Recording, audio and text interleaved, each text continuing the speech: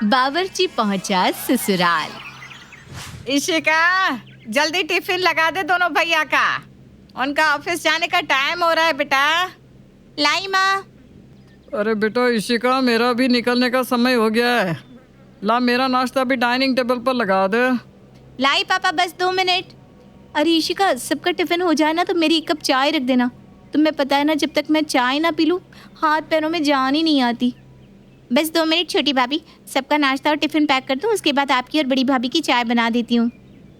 बुआ, ये क्या बनाया आपने? मैं ये दलिया वलिया नहीं खाने वाली। ये आप दादाजी को खिलाइए, मेरे लिए पास्ता बना दीजिए। अच्छा चल, नाराज मत हो, मैं अभी बना देती हूँ। अरे अरे, क्या हुआ? ये पटेल निवास में चल रही भाग दौड़ देखकर आप लोग कहीं कंफ्यूज तो नहीं हो गए? नहीं नहीं नहीं नहीं, आप लोग कंफ्यूज मत होइए, मैं आपको सारी कहानी विस्तार से बताती हूँ। इशिका जेठालाल और बांसुरी देवी की इकलौती बेटी है। बेटी क्या, इस घर का अलादीन का चिराग समझ लीजिए आप। 2 बहुओं के होते हुए भी बेचारी इशिका अकेले इतने बड़े घर को संभाले हुई है। खाना बनाना तो दूर की बात है, खाना बनाने में मदद करने के लिए भी दोनों में से कोई भी भाभी रसोई में कदम नहीं रखती। इशिका के भाइयों के बच्चों का लंच बॉक्स हो या पापा और भाई का टिफिन, सब काम अकेले इशिका की ही जिम्मेदारी थी। इतने बड़े परिवार के लिए तीनों टाइम का खाना बनाने में बेचारी इशिका की चक्कर घिन्नी बन जाती थी। एक दिन इशिका के घर कमलेश नाम की एक औरत आती है। नमस्ते बहन जी, आपकी बेटी इशिका को एक रिश्तेदार की शादी में देखा था, तब से ही हम उसके लिए रिश्ता भिजवाना चाह रहे थे। सच में एक नज़र में हमें आपकी बेटी भाग गई थी। रानी बनाकर रखेंगे आपकी बेटी को, बस आप इस रिश्ते के लिए हाँ कर दीजिए। अरे किसने कह दिया आपसे? क्या हम अपनी बेटी के लिए लड़का ढूंढ रहे हैं? हमने तो किसी से नहीं कहा कि हमें इशिका के लिए रिश्ता चाहिए। मानते हैं आपने नहीं कहा, लेकिन बेटी सयानी हो रही है आपकी, रिश्ता तो करेंगी ही ना, इसीलिए हम रिश्ता लेकर चले आए। देखो बहन जी, हमें कोई रिश्ता विश्ता नहीं करना। अभी हमने इशिका की शादी का कोई विचार नहीं बनाया, जब सोचेंगे तो आपको खबर कर देंगे। अरे बड़ी अजीब औरत है, रिश्ता सामने से चलकर आ रहा है फिर भी ये रिजेक्ट कर रही है। पता नहीं कैसे कैसे लोग हैं दुनिया में। 30 साल की उम्र हो रही है बेटी की और कहती है अभी शादी का विचार नहीं। जब से बांसुरी ने कमलेश की बेटी का रिश्ता ठुकराया था, धीरे धीरे हर जगह इस बात की चर्चा होनी शुरू हो गई थी कि बांसुरी देवी अपनी बेटी की शादी करना नहीं चाहती। अरे बांसुरी, पूरी किटी में इस बात की चर्चे हो रहे हैं कि बांसुरी अपनी बेटी इशिका की शादी नहीं करना चाहती। अरे भाई, क्या चक्कर है इन बातों का? देख मधु, तू पक्की सहेली है मेरी, तेरे साथ मैं कोई लाग लपेट वाली बात नहीं करना चाहती। सच्ची बात तो यह है कि अपने दोनों बेटों की शादी से मुझे बहुत उम्मीदें थी, लेकिन दोनों ही शादियों का रिजल्ट इतना खराब रहा कि बहुएं तो नालायक आई ही, बेटे भी शादी के बाद बीवियों के गुलाम हो गए। तू बस यह समझ ले कि बेटी इशिका को देखती हूँ तो सुकून मिलता है कि मेरे संस्कारों में कमी होती तो ऐसी चांद सी बेटी मेरे घर ना होती। कमी संस्कारों में नहीं है, मेरी किस्मत में है। मुझे समझ में आ चुका है, अगर मैंने इशिका की शादी कर दी तो जैसे बेटे गए बेटी भी मेरे हाथ से निकल जाएगी। मेरा तो जीवन ही बेकार हो जाएगा अगर इशिका भी अपने भाइयों जैसी निकली, या उसका पति मेरी दोनों बहुओं जैसा निकम्मा, कामचोर और मतलबी निकला तो। मेरी नालायक बहुएं तो 1 कप चाय भी देने लायक नहीं है। इस इशिका के दम पर ही हमारा घर चल रहा है। बस इसीलिए मैं नहीं चाहती कि इशिका शादी करके इस घर से कहीं भी जाए। माफ़ करना बांसुरी, तुझे मेरी बात सुनने में ख़राब तो ज़रूर लगेगी, लेकिन सच्ची बात कहे बिना मैं रह भी नहीं सकती। तू तो मेरी आदत जानती है ना। तू क्या चाहती है? तेरी बेटी इशिका जीवन भर कुंवारी रहकर तेरी बहुओं की नौकर बनी रहे? अरे तेरे बेटे बहुओं के नकारेपन की सज़ा तू अपनी इतनी होनहार और गुणी बेटी को क्यों दे रही है? क्या उसे अधिकार नहीं है अपनी दुनिया बसाने का, अपने सपने पूरे करने का? तो कोई उसकी भलाई नहीं चाह रही है? अंधी हो गई है तो अपने निज स्वार्थ में। अरे अगर बस खाना बनाने की बात है तो कोई बावर्ची क्यों नहीं रख लेती? लेकिन सिर्फ बेटी से खाना बनवाने के लिए उसकी शादी ना करना सरासर गलत है। मधु जी भर के बातें सुनाने के बाद वहां से चली गई।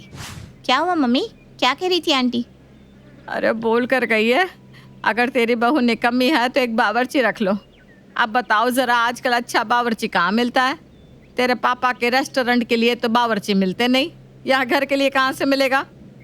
कुछ दिन बाद एक 30-35 साल का युवक उनके घर आता है। नमस्ते आंटी जी, मेरा नाम चिंटू है। पता चला कि आपको एक बावर्ची की ज़रूरत है। आप कहे तो मैं आपके लिए बावर्ची का काम करने के लिए तैयार हूँ। अच्छा, इससे पहले कहीं खाना बनाया है तुमने? बनाया ना आंटी जी, अंबानी साहब है ना, उनके यहाँ बावर्ची का काम पहले मैं ही करता था। Indian, Indonesian, Chinese, Thai, continental, जो कहोगे हर तरह का खाना बनाना मेरे बाएं हाथ का खेल है। अरे ये चाइना, थाई ऐसा खाना नहीं खाते हम। तू बस ये बता, हिंदुस्तानी खाना बना लेता है या नहीं? और हाँ, इस घर में ना 11 लोग रहते हैं, लेकिन उन 11 लोगों की 50 तरह की फरमाइश होती है एक दिन में। तू पूरी कर पाएगा सबकी फरमाइश? 4 दिन में छोड़कर भाग तो नहीं जाएगा? अरे आंटी जी, बहुत मोटी चमड़ी का हूँ मैं। 50 क्या 550 आइटम भी मांगेंगे ना, तब भी टस से मस नहीं होगा। जो एक बार आपके साथ कमिटमेंट हो गया तो समझो मेरा राशन पानी आपके घर में फिक्स। अच्छा, बात है तो तू बहुत बड़ी बड़ी करता है। देखते हैं काम कर पाएगा या नहीं। अच्छा ये बता, तनख्वाह कितनी लेगा? देखो आंटी जी, हमारा तो ऐसा है कि जिस घर में हम काम करते हैं ना, उस परिवार को अपना परिवार समझ लेते हैं। अब आप ये समझ लो कि एक कमरा और 3 टाइम का खाना आपको देना पड़ेगा। उसके अलावा तनख्वाह के नाम पर आप 10,000 भी दोगे ना, तो उसे भी चिंटू भगवान का आशीर्वाद समझ कर रख लेगा। अरे तू बावर्ची ही है ना, कि इससे पहले किसी नाटक कंपनी में काम करता था? हैं? बातें तो बहुत अच्छी करता है, मक्खन जैसी। ऐसा लगता है जैसे पहले ही रट कर आया है सारे सवालों के जवाब। अरे आंटी जी, अभी तो आपने सिर्फ मेरी बातें सुनी है। एक बार मेरे हाथ का खाना खा लोगे ना, तो फिर मेरी बातों के साथ साथ मेरे खाने की भी फैन हो जाएंगी आप। अच्छा अच्छा ठीक है, तू ऐसा कर, आज से ही काम पर लग जा। आज तू खाने में मलाई कोफ्ता, छोले चावल और आलू के पराठे बना ले। ठीक है आंटी जी, आप बिल्कुल चिंता मत करो। आज मैं आप लोगों को इतना स्वादिष्ट खाना बनाकर खिलाऊंगा कि 5 स्टार होटल भी फेल हो जाए। कुछ देर बाद चिंटू खाना बनाकर तैयार कर देता है। आ जाओ सब लोग, खाना तैयार है। अरे वाह, तूने तो 2 घंटे के अंदर सब बनाकर तैयार भी कर दिया। खुशबू तो बहुत अच्छी आ रही है। खाने के बाद बताती हूँ कि तू अपनी परीक्षा में पास हुआ या नहीं। डिनर के बाद। अरे वाह माँ, आज खाना तो बहुत स्वादिष्ट बना है। किसने बनाया है? इशिका नहीं बनाया होगा, और कौन बनाएगा? हमारी श्रीमती तो बिस्तर छोड़कर हिलती भी नहीं है, और माँ ने तो बरसों पहले ही काम से संन्यास ले लिया था, तो बचा कौन? जी नहीं बड़े भैया, इस मामले में आपका अनुमान बिल्कुल गलत है। आज का खाना इशिका जी ने नहीं बल्कि मैंने बनाया है। ये कौन है माँ? अरे ये बावर्ची है, काम मांगने आया था। मैंने कहा अगर घर वालों को पसंद आया तो रख लेंगे तुझे। अरे वाह चिंटू, तुम तो बढ़िया खाना बनाती हो। तुम्हारे हाथ का खाना तो इशिका से भी बहुत स्वादिष्ट है। और क्या क्या बनाना आता है तुम्हें? अरे भाभी जी, आप बस हुक्म करिए, जो आप कहेंगी वो आपकी थाली में पहुंच जाएगा। बस मेरा नाम ही चिंटू है, लेकिन काम बिल्कुल रोनाल्डो जैसा है। चिंटू चाचा, आपको पिज्ज़ा बनाना आता है क्या? आता है ना, पिज्ज़ा, फ्रेंच फ्राइज, बर्गर, जो गुड्डू बाबा कहेंगे सब बनाना आता है। एक ही सप्ताह में चिंटू ने अपने खाने के जरिए सबके दिलों में अपनी जगह बना ली थी। बच्चे हो या बूढ़े या फिर घर की कामचोर बहुएं, हर कोई दिन भर बस चिंटू चिंटू करता हुआ नजर आ रहा था।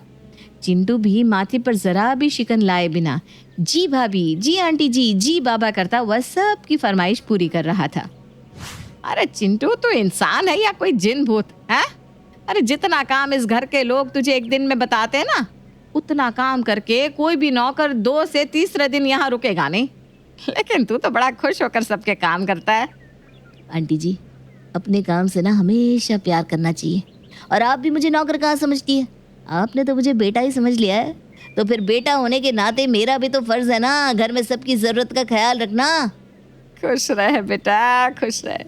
जितनी मीठी मीठी बातें तू करता है ना, इतनी मीठी बातें तो कभी मेरे बच्चों ने भी नहीं करी मुझसे। अरे कम वक्तों के पास समय ही नहीं है जो माँ के पास 2 घड़ी बैठकर माँ का हाल चाल ही पूछ ले।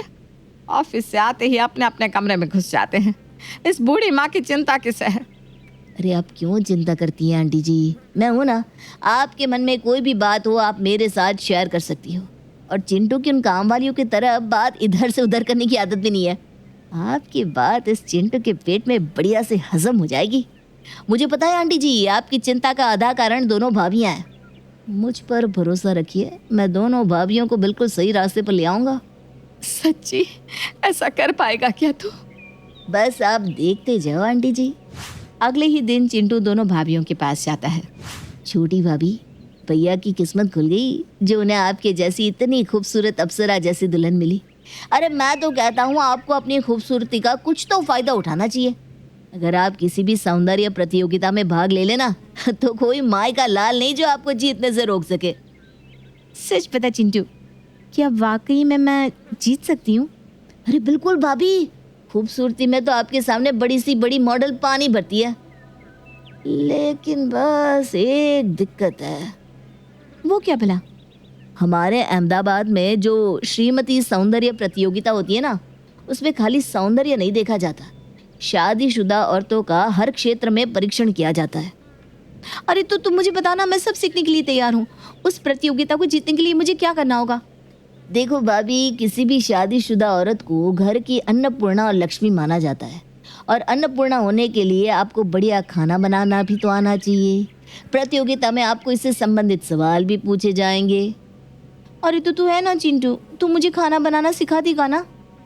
अच्छा भाभी, अब आप इतना कह रही है तो ठीक है, कल से आप मेरे साथ रसोई में खाना बनाना सीख सकती हो। लेकिन देखिए, मैं कोई काम मुफ्त में नहीं करने वाला, आपको मुझे एक्स्ट्रा देना पड़ेगा। अच्छा ठीक है, मैं तुझे महीने की 2000 एक्स्ट्रा दे दूंगी। खुश? क्यों चिंटू, बस छोटी भाभी को ही मक्खन लगाता रहेगा? मैं बदसूरत हूँ क्या? मैं सौंदर्य प्रतियोगिता में भाग नहीं ले सकती? अरे क्यों नहीं भाभी, मैं तो कह ही रहा हूँ कि आंटी जी चुन चुन के नागिन, मेरे मतलब है कि नगीने लेकर आई हैं। आप दोनों कल से मेरे साथ रसोई में बढ़िया खाना बनाना सीख लीजिएगा। चिंटू के कारण अगले ही दिन से दोनों बहुएं रसोई में चिंटू के साथ खाना बनाने लगती है, जिसे देखकर घर के सभी लोग आश्चर्यचकित हो जाते हैं। अरे चिंटू, कौन सा मंत्र मारा तूने इन दोनों कामचोरों पर? जो काम मैं इतने साल में नहीं कर पाई, तूने कुछ ही दिन में कर दिखाया। बस आप देखते जाइए आंटी जी, ऐसी कोई समस्या नहीं जिसका इलाज चिंटू के पास ना हो। चिंटू बेटा, पता नहीं क्यों ये दीपिका ना इतनी उखड़ी उखड़ी सी क्यों रहती है। पहले तो मुझसे थोड़ी बहुत बातचीत भी कर लेती थी, लेकिन आजकल तो सीधे मुंह किसी बात का जवाब ही नहीं देती। ना तो कल रात को उसने खाना खाया, ना ही आज टिफिन लेकर गई। पता नहीं क्या बात है। जवान लड़की है, उसका ऐसा व्यवहार देखकर ना बड़ा जी घबराता है मेरा। मैं दीपिका बेबी का टिफिन उसके कॉलेज लेकर जा रहा हूँ, आप चिंता मत करो, उन्हें खाना खिला कर ही लौटूंगा।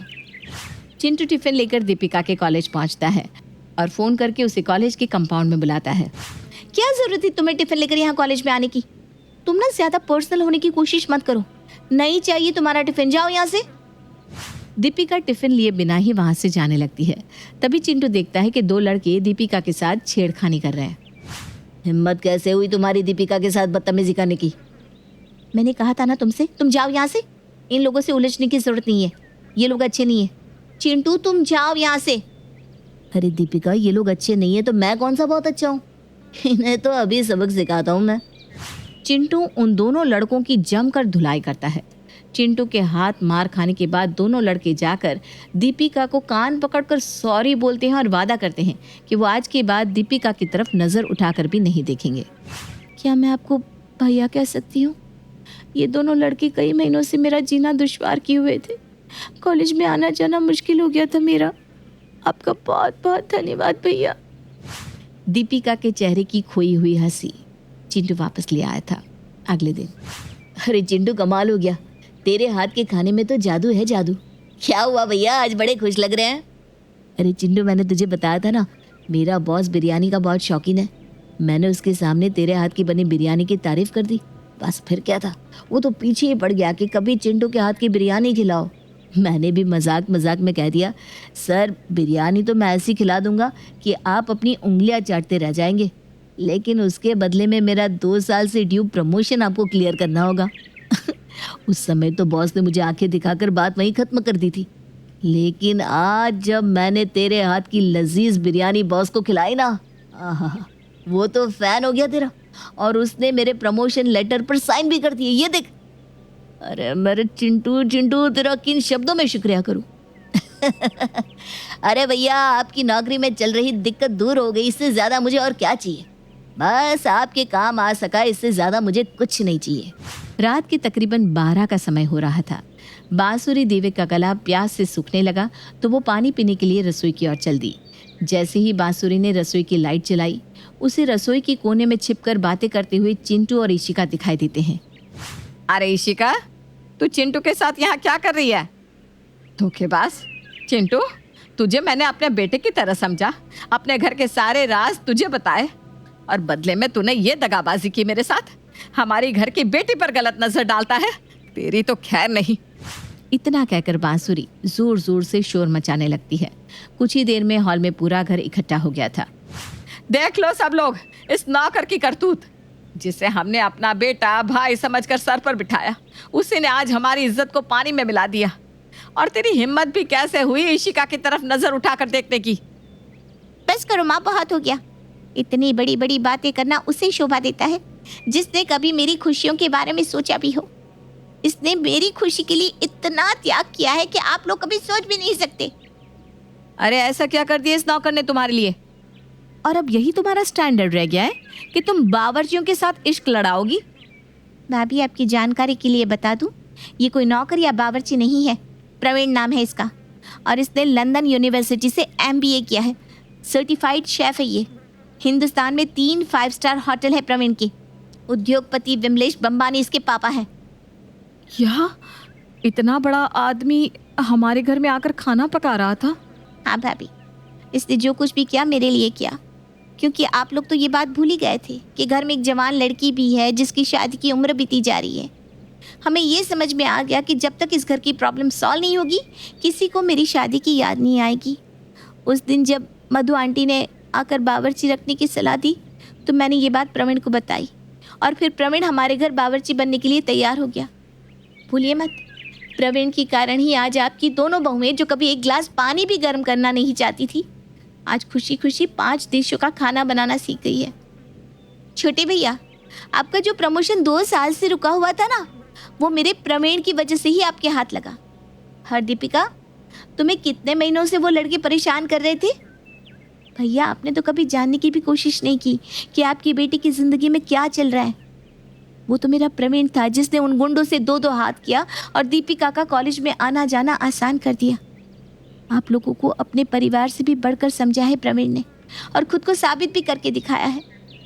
प्रवीण यहाँ मेरे कहने से आया था, उसने मेरे ऊपर कोई गलत नज़र नहीं डाली। मैं बरसों से प्रवीण से प्यार करती हूँ और अब कान खोल कर सुन लीजिए आप सब, शादी भी मैं उसी से करूँगी। प्रवीण की असलियत जानकर सभी उससे माफ़ी मांगते हैं और खुशी खुशी इशिका की शादी उससे करा देते हैं।